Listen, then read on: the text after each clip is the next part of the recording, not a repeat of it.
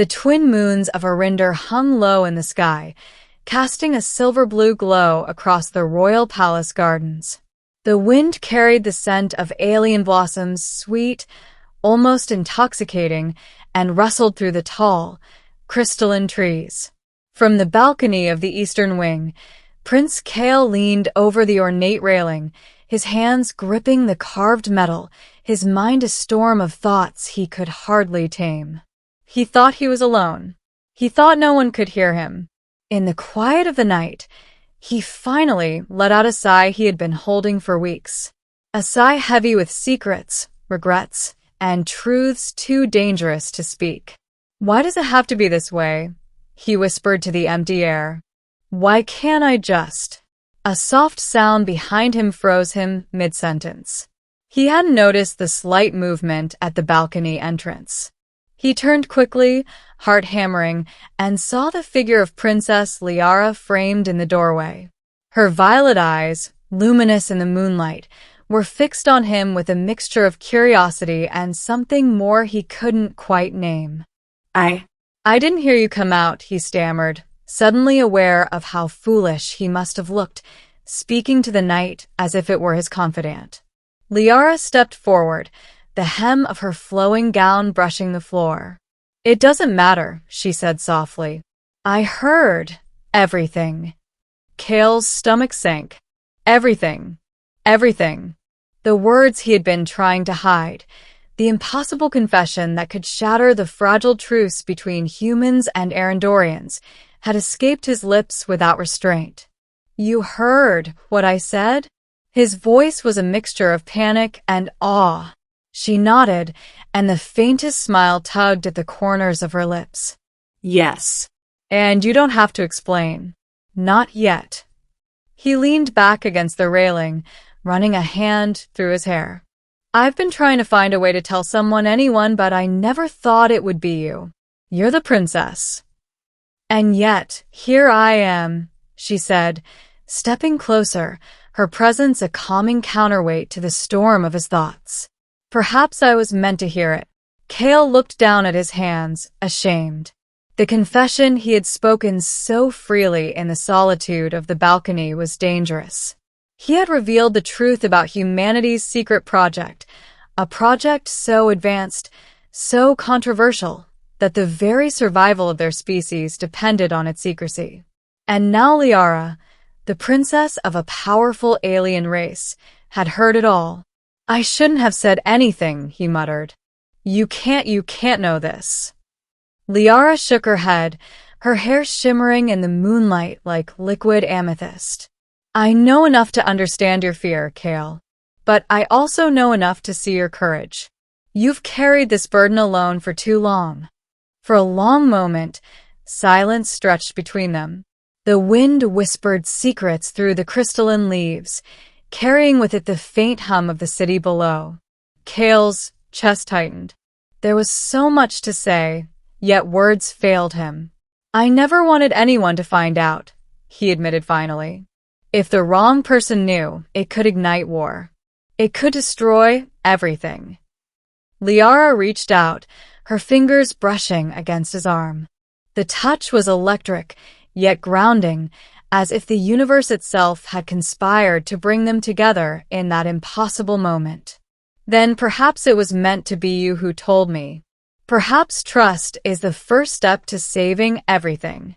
Kael looked up into her eyes, searching for judgment, but finding only understanding. He swallowed hard, the weight of his secret suddenly feeling a little lighter. He began, his voice breaking slightly. "I have to tell you everything, but you have to promise you can't tell anyone. Not yet. It's too dangerous." Lyara nodded solemnly. "I promise." And so, under the twin moons, Kael began to speak. He told her about the human project, a ship capable of interstellar travel beyond anything the Eryndorians had ever imagined, designed to colonize distant worlds and secure humanity's survival. He spoke of the sacrifices, the risks, the moral compromises they had made to achieve it. And when he revealed the most impossible truth of all, that he himself had been genetically modified, enhanced beyond natural human limits to survive the harshest environments of alien worlds. He braced himself for her reaction. Yet Lyara remained silent, absorbing every word with a calm that both relieved and unnerved him. "When you say, 'enhanced,'" she said finally, "you mean you're more than human?" Kael nodded. "I'm stronger, faster, smarter in ways that aren't natural. I wasn't meant to survive here, among your people, but I do. And now, I don't know what that makes me, or what it makes us." Lyara stepped closer, closing the distance between them. Her hand found his cheek, and he leaned into her touch. "It makes you who you are," she said.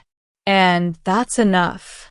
For the first time since he arrived on Eryndor, Kael felt a flicker of hope. Hope that the impossible might be possible. That trust could bridge the divide between their species. That maybe, just maybe, love could survive even in the shadow of war. But the night was not meant to last forever.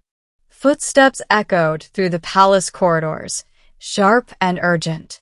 Kael knew that someone had heard, or someone was about to. His heart sank. "We have to move," he whispered. "If anyone finds out you are here." Lyara's expression hardened, determination replacing the vulnerability he had just seen. "Then let them find us together." He stared at her, awed by her courage. No human or alien had ever spoken to him with such conviction, such fearless defiance.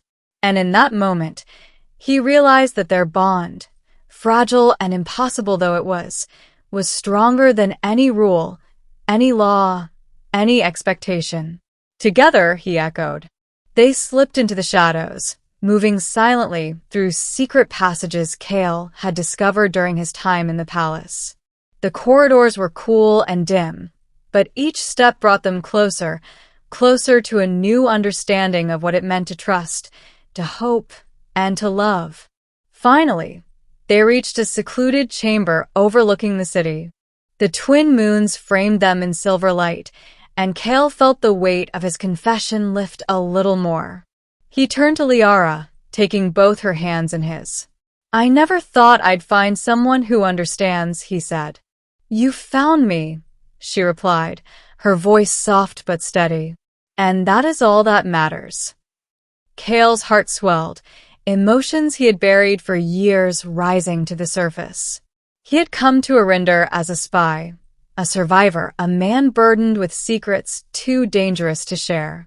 But in this impossible moment, standing beside a princess who had heard what no one else could, he felt something he hadn't in a long time. Freedom. Freedom to be himself. Freedom to hope. Freedom to love.